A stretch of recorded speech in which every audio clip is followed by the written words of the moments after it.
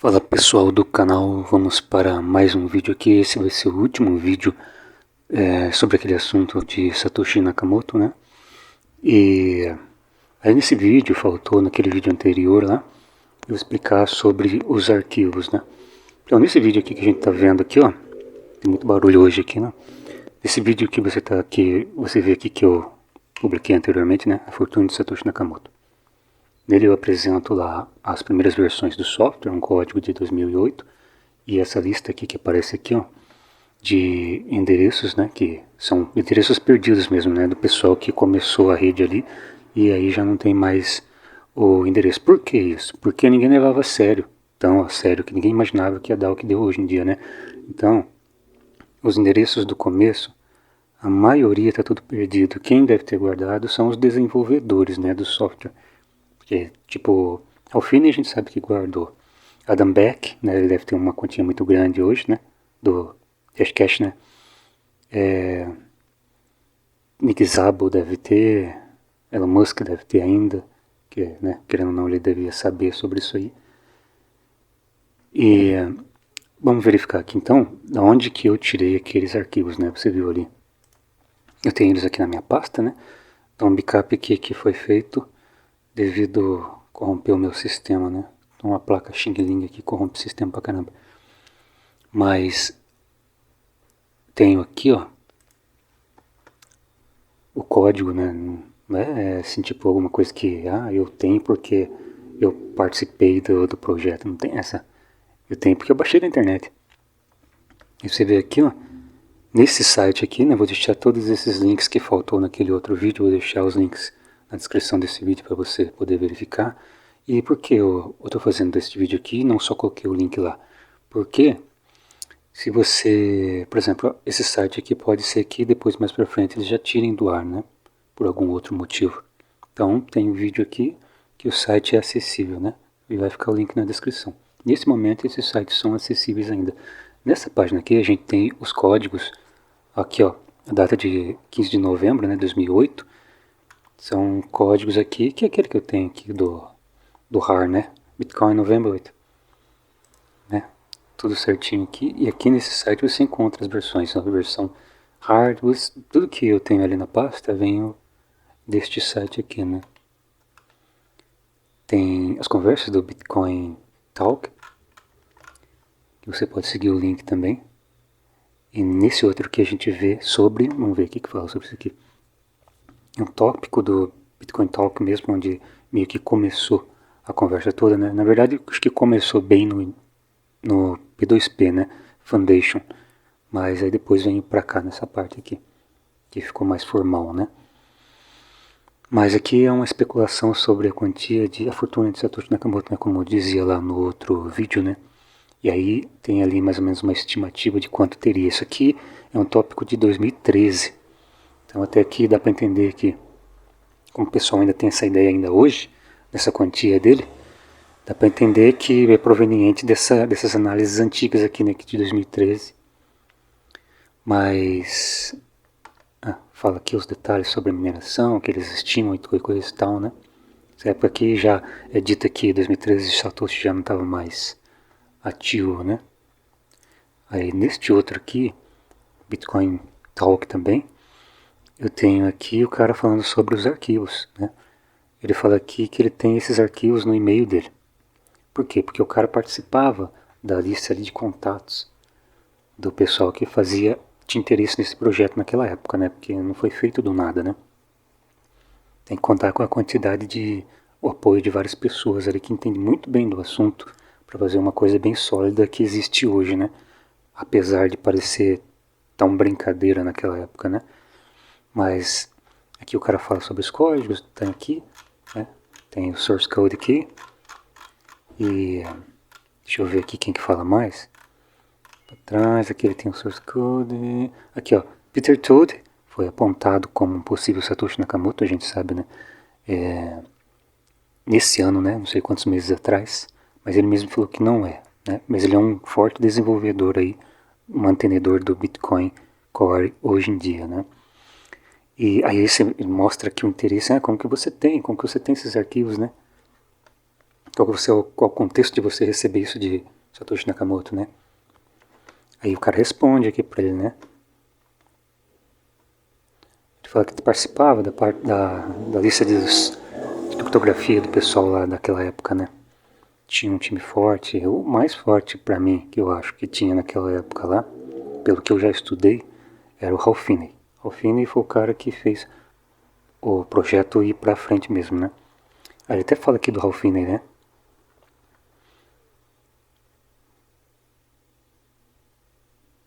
Ele fala que o Hal provavelmente tem esse mesmo arquivo que ele. Qual foi a data dessa resposta? 2013. Ralph Finney ainda estava vivo.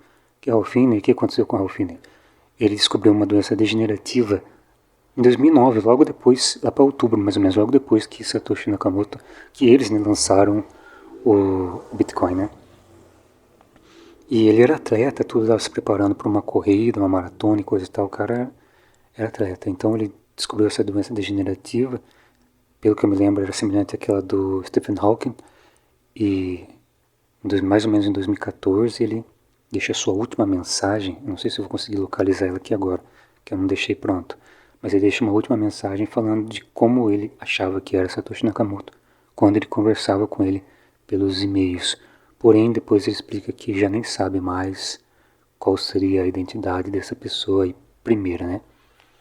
Mas foi um nome usado, provavelmente esse apelido, né, esse nickname foi um nome usado entre vários. E não se descarta também a participação e o uso do nome pelo Craig Wright, né? Ele também estava nessa parte aí. Não pode falar que não, mas os mais claros que estavam, Ralph Finney, que realmente fez ali o projeto ter vida, né? E Adam Beck. Teve Martin Malm, que é um nome bem bacana nessa parte aí, né? Mas vamos ver, vamos passar para o próximo aqui então. Qual que eu tô aqui? Bom, aqui a gente vê de novo mais uma distribuição de outra versão, que é alguém que estava naquela lista também. Esse daqui é de 2012, entendeu? Às vezes aquele cara lá, deixa eu ver, esse aqui é de 2013, às vezes esse aqui, não, esse aqui não. Esse aqui é 2013, às vezes esse daqui, né, que soltou esses códigos aqui, na verdade ele pegou desse cara, esse aqui, deixa eu ver qual que é a data que ele foi, 2013. Às vezes ele pegou desse cara aqui que soltou antes em 2002. Daí falou, eu tenho aqui que não sei o que, não sei o que. Apesar que o código que ele apresenta lá é de 2008, né?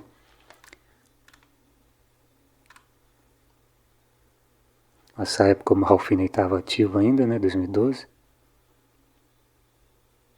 Os caras falam aqui sobre ele ter uma cópia e coisa e tal, né? Se você quer saber realmente sobre a história do Bitcoin igual eu, sou um pesquisador fundo na parte de blockchain, né? Que tem interesse em me tornar um especialista nessa área, né? E realmente atuar nessa área. Quem sabe um dia, como até um mantenedor do código-fonte, né? Mas quem sabe um dia, né?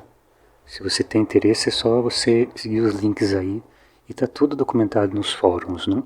Os filmes que fazem aí sobre Bitcoin, Satoshi Nakamoto são bem ilusórios, assim, nada seguindo realmente o que seria ali na história, né? Porque dá uma história muito boa, mas o pessoal prefere fazer a coisa mais cinematográfica e ilusória. E aqui, vamos ver o que esse cara está falando aqui. Ali também tá outra distribuição, né? Outro cara aqui que teria esse de 2012, teria a versão primeira aí do Bitcoin também. Provavelmente participando aí das primeiras, né, listas aí de contato ou pelo SourceForge. A gente sabe que o Bitcoin depois passou pro GitHub, né? Então aqui é a origem dos arquivos de versões que eu tenho aqui, né?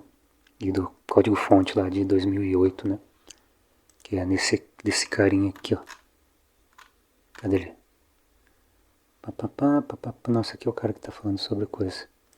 Esse aqui. O carinha tá falando de novembro lá do código-fonte que ele tinha do primeiro. Por que serve para você observar o código-fonte da base? Você tem um entendimento maior sobre como funcionou, como foi criado e a mentalidade do pessoal na época, né? E agora a lista, que nem está aqui na imagem, essa aqui é uma lista no vídeo anterior, né? De endereços que são considerados como perdidos, né?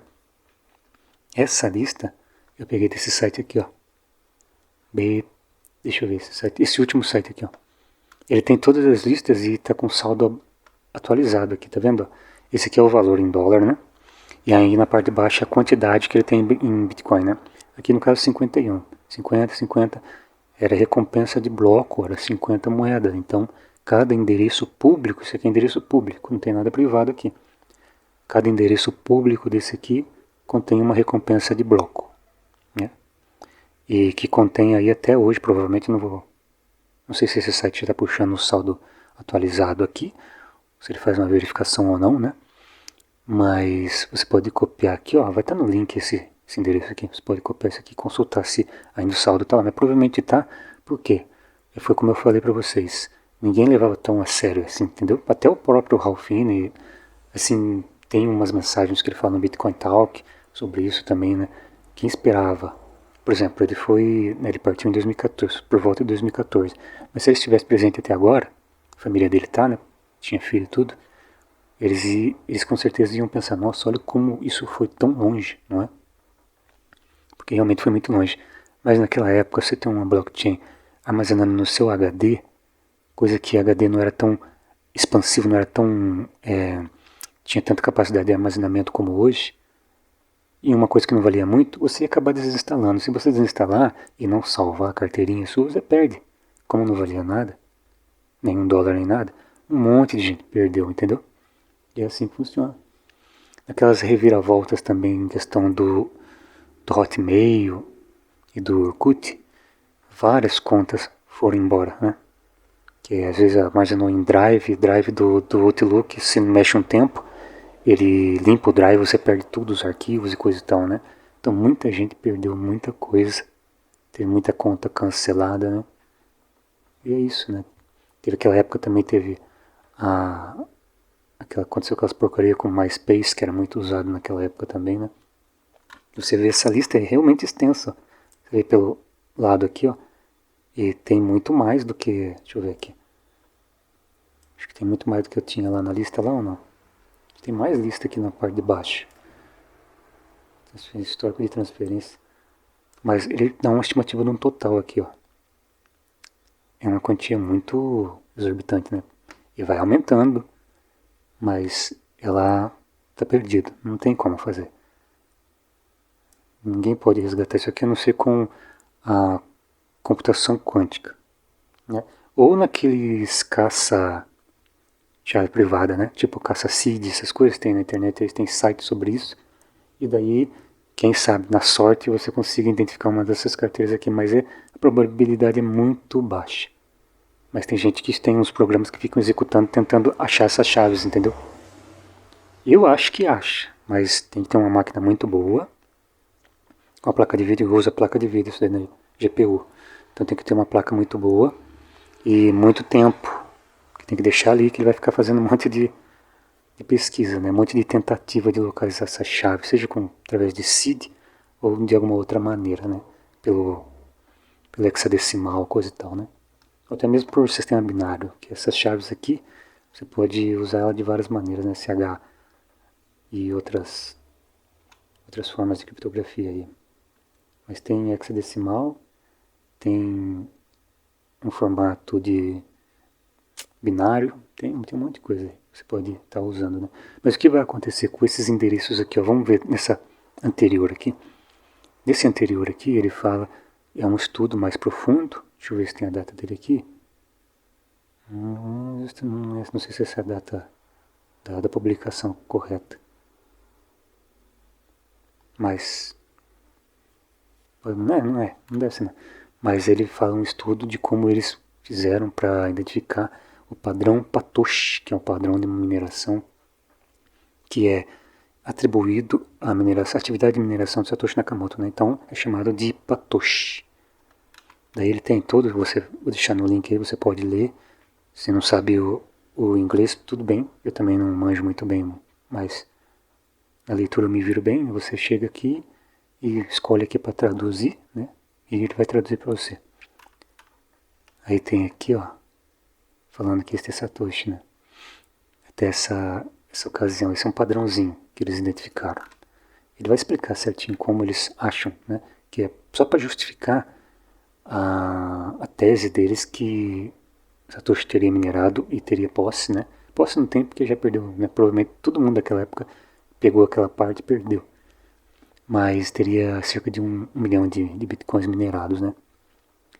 Tinha que ter tempo para fazer isso aí, viu? Caramba. Mas provavelmente na época tinha Alfine, o pessoal que é Satoshi Nakamoto, né? É os desenvolvedores. E hoje tem a filosofia de que somos todos Satoshi, que você tem um Bitcoin, você tem qualquer coisa que seja uma NFT, alguma coisa que seja vinculada a essa descentralização, né? Então você também faz meio que parte dessa ideologia de Satoshi Nakamoto. Então você também se considera um Satoshi Nakamoto, né? No caso aí, seguindo, né, essa ideologia de hoje em dia, né? Mas foi um uso coletivo de um apelido, né, de um codinome, né, um nickname, um alias, né? Mas foi bem usado, acho que até Craig Wright deve ter usado um tempo também. Não sei como funcionou, não sei se eles compartilhavam o e-mail, sei lá o que aconteceu. Mas aí, o que acontece aqui? Esses endereços aqui, ó, você observa que eles começam com 1, são endereços padrão antigo. E o pessoal agora da parte que mantém o código-fonte, mantém a rede toda, né? Realmente o pessoal, como que fala? O pessoal default lá, o pessoal que é próprio mesmo dessa parte que cuida, né? Não terceiros, mas que cuida do Bitcoin, do desenvolvimento e coisa e tal, né?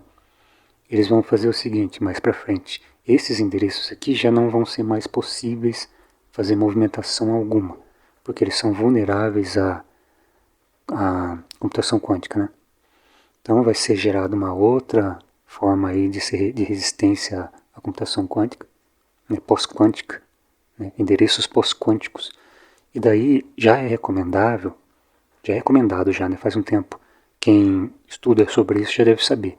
Você tem endereço antigo, você tem que fazer a migração dele para um endereço novo. Então, o dono dessas moedas aqui, no caso, se um dia ele decidir movimentar, se é que ele tem a posse, ele vai pegar esse valorzinho aqui, essa quantidade que tem aqui, e vai mover para um novo endereço.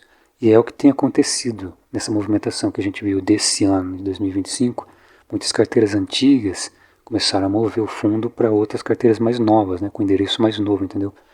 E daí você observa a movimentação deles lá. Acho que eu já mostrei no vídeo anterior como você faz essa observação no blockchain lá, .org, né? E você verifica que ele só moveu o ativo e ele não gastou, porque a intenção dele foi só mover, mas foram poucos. Esse dessa lista que a gente está mostrando aqui, que é aquela mesma lista que tem aqui nesse vídeo anterior, o que acontece? Eles ainda estão parados. Por quê? Porque provavelmente é do pessoal do começo, que fez teste, vou baixar aqui, viu lá no SourceForge, ou recebendo a lista de e-mail, beleza, estou participando da comunidade, baixei aqui para fortalecer a rede, quanto mais usuário fortalecer a rede, né? Aquela questão de o ataque de 50 por 1, né? 51 lá, né? E aí depois acabou desinstalando, né? Porque até valorizar demorou 2 anos mais ou menos, né? Então, provavelmente esses daqui serão intocáveis. O que vai acontecer com eles é que, se for aprovado mais para frente, nesse conselho aí do pessoal que rege o Bitcoin, o que vai ser feito vai ser que esses endereços vão ficar totalmente congelados. Isso vai evitar fraude, porque vamos imaginar o endereço de Satoshi Nakamoto. Alguém vai lá, computação quântica, quebra o endereço dele e toma posse da carteira dele. Aí chega falando assim, eu sou Satoshi Nakamoto. Beleza. Não pode ser revelado quem é Satoshi Nakamoto, porque dependendo de quem for, dependendo da situação, dependendo da nacionalidade dele, pode fazer o valor da moeda cair muito lá embaixo. E qual é o problema disso? O problema é que tem investidores muito grandes hoje em dia nessa jogada. Então não convém a identidade de Satoshi Nakamoto ser revelada, entende? Então esse é o cuidado. Você não pode deixar um endereço tão importante ser craqueado, entendeu? Pela computação quântica. ou com uso de inteligência artificial, seja o que for. Nesse caso, vai ficar todos esses saldos realmente perdidos. Porém, eu acho que é a melhor solução fazer é realmente dar um trato nesses endereços aqui e congelar. Dar um prazo para o pessoal mais para frente. Se eles movimentarem, movimentaram. Se não movimentou, vai ficar congelado. Porque assim preserva a identidade de Satoshi Nakamoto. Porque qualquer um que pegar o endereço dele pode falar que foi ele, né? Dependendo da idade, entendeu? Porque no meu caso, por exemplo, eu tinha cerca de uns 15 anos de idade, né? Então, se você é muito novo, você não tem como chegar e falar assim, ó, pegou o endereço lá e falou, sou eu. Naquela idade você estava fazendo esse programa tão avançado assim, é difícil, né? Mas é importante você manter essa segurança e também a saúde do sistema, né? Não só a saúde do sistema em relação à qualidade do serviço que o software oferece, né? E a segurança dele, mas também no investimento das pessoas, porque agora, querendo ou não, o Bitcoin é responsável por um investimento de empresa muito grande, como Microsoft, Facebook, Strategy, né, que era micro antes, mas agora é Strategy. Tem BlackRock, tem outras empresas aí que, né, tem o pessoal grande aí, né, o pessoal da Tesla mesmo, né. Então agora já não é mais uma coisa tão pequena. Então, nesse caso, nesse sentido, eu acho que é uma boa ideia congelar esses endereços mesmo antigo, né? Que quem não movimentou até agora provavelmente não vai movimentar nunca mais isso aí.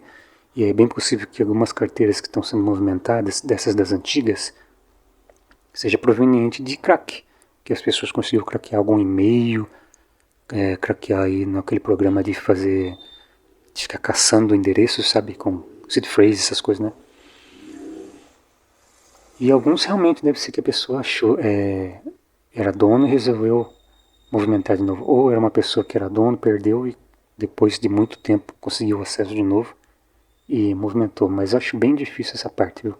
Eu acho bem difícil. E bem difícil de alguém aguentar segurar tanto tempo, né? Uma quantidade dessa daí. Eu acho bem difícil alguém aguentar isso aí.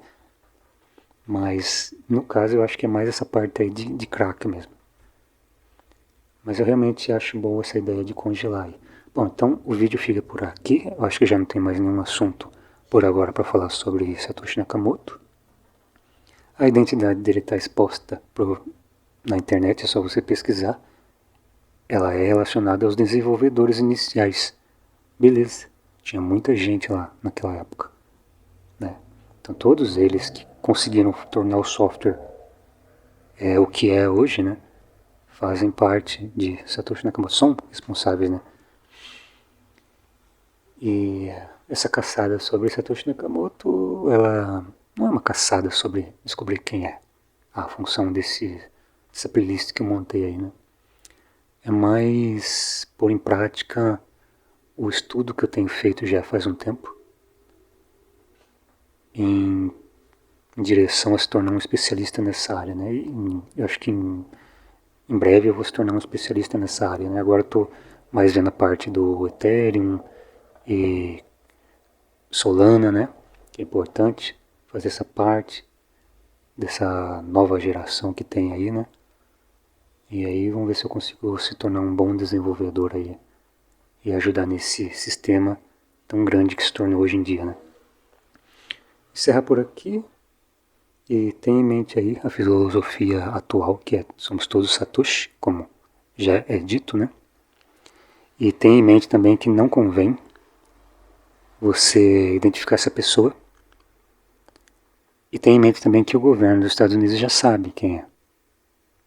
Quem são, na verdade, né? O grupo. Que é dito que são um grupo inicial de 3 pessoas, né? 2 homens e uma mulher. Mas isso pesquisando você acha aí também, né? Mas para proteger tem até o pessoal que tentou ver com o governo lá, de coisa de informação e coisa e tal, né? Fornecimento dessas informações, mas não é questão de informação pública isso daí. O governo respondeu lá que isso infringe o direito da pessoa, né, sobre, como que fala? Dados pessoais, né? Então, não é uma informação que o governo dos Estados Unidos possa revelar.